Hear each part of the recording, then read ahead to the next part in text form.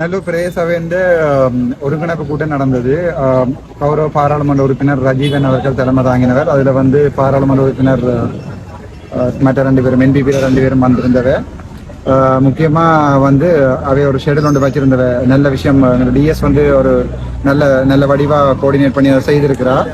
நல்லூர் பிரதேசங்கள் இருக்கிற எங்கெங்க எந்தெந்த பிரதேசங்கள்ல என்னென்ன காணாது என்னென்ன குறைபாடுகள் இருக்கு அந்த வடிவா போட்டிருக்கிறோம். அதை அதுல முக்கியமா இந்த ரோட்டு சம்பந்தமா கதைக்கப்பட்டது. மொத்தம் எங்கண்ட வடக்கு மாநிலத்துக்கு 5000 மில்லியன். இதுல ஒரு டிஸ்ட்ரிக்ட் பாத்தீங்கன்னா 5 பிரிச்சா 1000 மில்லியன். அது 1000த்துல ஒரு 15 பிரதேசம் இருக்கு. அப்ப அதே 1015 பிரிச்சாலும் 66 என்னவோ தான் வரும்.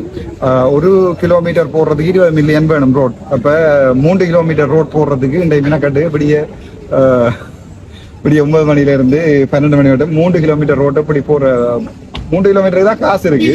ஆனா 300 கிலோமீட்டர் ரோட்டை நாங்கள் போட போறோம்ன்ற வாக்குறுதிகளையும் வழங்கிய அரசாங்கம் அந்த இதையும் செய்திருந்தது. உண்மையாவே டிசிசி மீட்டிங் எலெக்ஷன் கால் பண்ணி நாப்படுறது வைக்கிறது பிள்ளை. பட் மக்களோட எதிர்காலம் கருதி அதை நாங்கள் ரிஜெக்ட் பண்ணல என்றால் கட்டாயம் வைக்க வேண்டிய உண்டு.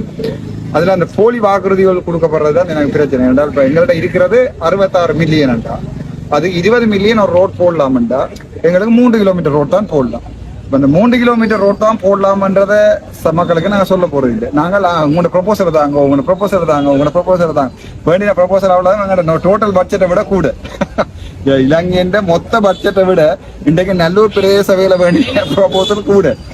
இது ரியாலிட்டி என்னென்றால் இது உண்மையாவே எலெக்ஷனை நோக்கத்தை கொண்டுதான் இந்த மீட்டிங்கள் படப்பட்டு பயன்படுது. நான் போனது காரணம் என்னென்றால் அங்க இப்படியான ஒரு விஷயம் எலெக்ஷன் நினைக்கும் டிசிசி மீட்டிங் பச்சாச்சு ரோடு டீடைல் அவ்வளவு முடிபட்டுடுது. ஆகவே ரோடு எல்லாம் போடப்படாது.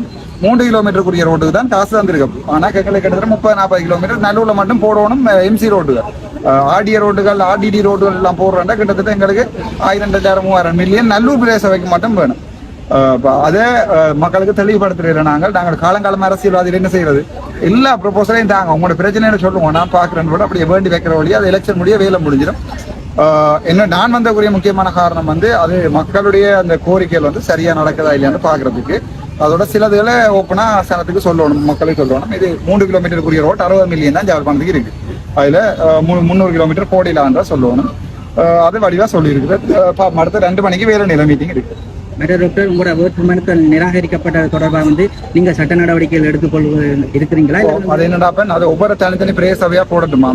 ஒவ்வொரு பிரதேச சபைக்கும் 15 லட்சம் 12 லட்சம் கேட்கணும். அப்படி பார்த்தீங்கன்னா 9 பிரதேச சபை இருக்கு. 1.5 கோடிக்கு மேல வேணும். வழக்கு எடுக்க மாட்டேது. அவ்வளவு வழக்கு எடுக்க ஏறிறாங்க போகணும். அப்ப நான் பாக்குறேன்டா வேற கட்சிகள் ஏற்கனவே பணபலம் வாய்ந்த கட்சிகள் வழக்குகள் போடுது. இப்ப போட்டா அது அவைக்கு மட்டும் தீர்ப்பமையாது. அது திருப்பியும் யாழ்ப்பாணத்துல இருக்கிற எல்லா நொமினேஷனையும் திருப்பி கோல் பண்ண கொண்டு தான் வரும். ஸோ அதுல ஒரு பெனிஃபிஷரியா இருக்கிறவன் தான் ட்ரை பண்றேன். நாங்கள் அதுல இப்பவே ஒரு 40 லட்சத்துக்கு மேல இழந்துட்டோம்.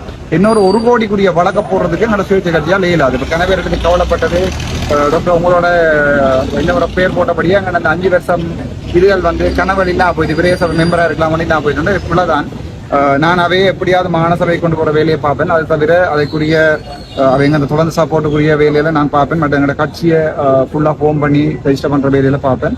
ஆனால் அப்படி கோடிக்கணக்கில் போடுறதுக்கு காசு இல்லை. உங்களுக்கே தெரியும், நான் வெளிநாட்டில் இருக்கிற யார்கிட்ட உதவியல் பண்ணி தான் போடணும். நார்மலா கோர்ட் ஆஃப் அப்பீல் ஒரு ரிட்டுக்கு 10 லட்சத்துல இருந்து 15 லட்சம் ஒரு ரிட்டுக்கு கேட்கணும். அப்ப ஒரு பிரதேச சபைக்கு இப்ப நான் சாவச்சேரிக்கு போட்டா அதே வழக்கு மாதிரி திருப்பி யாழ்ப்பாணத்துக்கும் போடணும். யாழ்ப்பாணத்துல இருக்கிற பிரதேச சபையில இப்படி எங்களுக்கு நடந்துட்டா அப்படி தனித்தனியா போடுவோம்.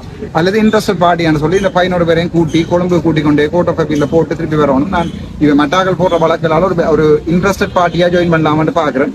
அதுக்குரிய காசுல கேட்டுச்சு நம்ம எங்களால கொடுக்க கொடுப்போம். பட் நாங்கள் அதுல என்னென்றால் அந்த சர்க்குலர் மீடியா ரிலீஸ் அடிச்சிருக்கணும் 16ஆம் தேதி 3ஆம் மாதம். ஸோ அதை சொல்ல போயினா தாங்கள் மீடியாவில் ரிலீஸ் பண்ணிட்டோம். அதால சர்க்குலரை ஒன்றும் செய்யலாம். ஆனா அக்ட மீறி சர்க்குலர் அடிக்கலாது. அப்படி ஒரு சட்ட சிக்கல் இருக்கு. சில சட்டவாளர் சொல்லினா வெல்லலாம், சில பேர் சொல்லினா வெல்லவே இயலாது. அப்ப அவ்வளவு காசுல கொண்டே போடலாமான்னு கேட்டால் காசும் இல்லை. என்னட்ட அடுத்த பற்றி திங்க் பண்ணணும். அல்லது இன்றைக்கு நாளைக்கு தான் போட வேணும். ஸோ மற்ற டிசிசி மீட்டிங் இங்கே நடக்கிறபடியா நான் அதுக்கு சம்பந்தமா போடுற அவ்வளவு காசு சேர்த்து போடுறன்றது இம்பாசிபிள்ன்றபடியா விட்டுருக்கேன். ஒருவேளை டாக்டர் இந்த உள்ளூராட்சி தேர்தலில் உங்களோட சுயேட்சைக்குழு போட்டியிடாத சந்தர்ப்பத்தில் நீங்க எந்த கட்சிக்கு ஆதரவு கொடுப்பீங்க? முதலே சொன்னா நான் இப்ப எங்களோட தமிழ் தேசிய மன்றம் மக்களுக்கு உண்மையா இருக்கிறேன்னு பார்த்தா தலைவர்ல யார் பார்த்தால் கயந்திரமார் பொன்னம்பலம் இருக்கிறார், அதுல எந்த சந்தேகமும் இல்லை. ஆனா கயந்திரமார் பொன்னம்பலோட நிக்கிறாக்கள் சரியா இல்லையான்ற எனக்கு தெரியாது, எல்லாரும் சரியா இல்லையான்னு தெரியாது. ஆனா ஒரு மாற்றீடு, இப்ப உதாரணத்துக்கு நான் இல்லைன்னா மாற்றீடு யாருன்னு கேட்டால் நான் சொல்றேன், எனக்குரிய வாக்கள் எல்லாத்தையுமே பருத்தித்துறை பிரதேச சபை தவிர்ந்த மிச்ச எல்லா இடத்துலையும் யாழ்ப்பாணத்துல கயந்திரமார் பொன்னம்பலம் அவருடைய இதுக்கு போடும்போது நல்லா சொல்லி. ஆனால் அது நான் வந்து பொறுப்பெடுக்க இல்லாத நீங்க சொல்லித்தானே டாக்டர் போட்டுனாங்க அதை எப்படி செய்யணும் வந்து. பட் இதுக்குரிய செகண்ட் ஆப்ஷன் என்ன உங்களுக்கு தெரியும், என்பிபியும் டிஎன்ஏயும் சேர்ந்து தான், சில ஐடெக்கும் சேர்ந்து தான், இலங்கை தமிழரசு கட்சியும் சேர்ந்து சில வேலையில அரசு மக்களுக்கு எதிரான வேலையில செய்து கொண்டிருக்கணும். அது ஓப்பன், எங்களுக்கு எல்லாருக்குமே தெரியும். எங்கள்கிட்ட ரிஜெக்ட் பண்ணினால இருந்து 3ஆம் மாதம் 16ஆம் தேதி எலெக்ஷன் கால் பண்ண அப்புறம் ஒரு சர்க்குலர் ரிலீஸ் பண்ண தேவையில்லை. ரிலீஸ் பண்ண சர்க்குலரை நாங்கள் காசு கட்டிக்க எங்கள்கிட்ட தந்துருக்கோம். அப்படி சர்க்குலர் இருக்கணும். 2வது 3வது வாட்ஸ்அப் குரூப்ல ஜாயின் பண்ணி என்பிபியும் டிஎன்ஏயும் மட்டும் சேர்ந்து தான், ஐடெக்கும் சேர்ந்து தான் அந்த வாட்ஸ்அப் குரூப்ல ஜாயின் பண்ணி செய்திருக்கணும். அப்ப எங்களையும் அந்த வாட்ஸ்அப் குரூப்ல ஜாயின் பண்ணியிருக்கோம். அப்படி கணக்க குறைபாடுகள் இருக்கு. நாங்கள் இது உள்ளூராட்சி சபையில போட்டியிடலாம் போனாலும் கருத்துத்துறையில போட்டிக்கிறோம், அதுல 100% வெல்லுவோம், இல்லாட்டி மாநில சபையில பார்த்துக்கொள்வோம். டாக்டர், நேற்றைய தினம் வந்து சமூக வலைத்தளங்கள்ல ஒரு வீடியோ ஒன்று பகிரப்பட்டு வந்தது தானே, நீங்க அதை பாத்தீங்களோ தெரியல. ஒரு ஆசிரியர் ஒருத்தருக்கு வந்து மம்பட்டியால ஒரு ஆளடி தாக்குற மாதிரி, அது தொடர்பா நீங்க உங்களோட கருத்து என்ன? அது நான் பார்த்தேன்னா தமிழ் தேசிய கூட்டமைப்புன்ற ஐடெக் தமிழரசு கட்சியின் வேட்பாளர் நினைக்கிறேன். என்ன அது வந்து தனிப்பட்ட ஒரு ஆளுடைய ஆக்ஷனால நாங்கள் முழு கட்சிகளையும் பிள்ளையாட்டு சொல்லலாம். ஆனால் கட்சியை பிள்ளையான கட்சி தானே இப்போ. ஸோ அதுக்குரிய சின்ன எக்ஸாம்பிள், ஒரு பானை சோத்துக்கு ஒரு சோறு பதம் வந்து நாங்கள் எடுத்துக்கொள்ளாமன்னு நினைக்கிறோம். அது மக்களுக்கு விளங்கும். ஏனென்றால் உங்களுக்கு வடிவா தெரியும், நாங்கள் பரம்பரை கட்சி என்று உருவாக்கி வச்சிருக்கிற தமிழ் தேசிய கூட்டமைப்பு அல்லது வந்து தமிழரசு கட்சி அவ ஏற்கனவே பிளான் பண்ணி டிசைட் பண்ணியிருந்தா மனரோட சேர்ந்து மக்களுக்கு இந்தியாவில் கூக்குற மாதிரி கூக்குரல் இட்டு கொண்டு, உங்களுக்கு தெரியும் பாராளுமன்றத்தில் எங்களுடைய அமைச்சர் பானா சத்தியலிங்கத்தை சபாநாயகரே எல்லா கமிட்டிக்கும் தலைவராக போட்டிருக்காரு. அப்படி சபாநாயகர் ஒரு இடமே நொமினேட் பண்றேன், எதிர்கட்சி கொடுத்தா எதிர்கட்சியில இருந்து ஒரு ஆள் தான் நொமினேட் பண்ணுவாங்க.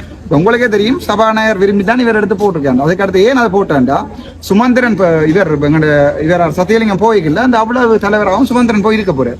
இப்ப நாங்கள் ஓட்டே போடாத ஒரு ஆள், 5000 6000 ஓட் வேண்டின ஒரு ஆள் நாளைக்கு எங்களோட தலைவிதியை தீர்மானிக்க போது, அதை மக்கள் வடிவா யோசிச்சு இந்த மாதிரி என்பிபிக்கும் ஐடெக்குக்கும் அல்லது இலங்கை தமிழரசு கட்சிக்கும் போடுற ஓட்டுகளை சிந்திச்சு போடணும் மட்டும் நான் பணியாக கேட்டுக்கிறேன்.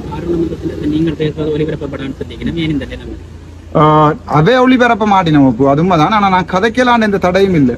அதுவே இந்த முறை உள்ளூராட்சி சபை தேர்தல் உங்களுக்கு தெரியும், இந்தியன் மீட்டிங் நான் வந்திருக்காடி சப்பண்டு போயிருக்கு. ஏன்னா எடுத்து கேளு, எந்த கடை என்றாலும் இந்த கடைக்கு ஒரு கீரை கடை இருக்கணும், அதுக்கு ஒரு பெரிய பிரச்சனையான கீரை கடை நான். அப்ப அவை நான் கதைக்கிறது பாராளுமன்றத்துல வெளியே வரக்கூடாது எதிர்பார்க்கிறேன். நான் பாராளுமன்றத்தில் கதைக்கிறது சிங்கள மக்களும் கேட்பினோம்.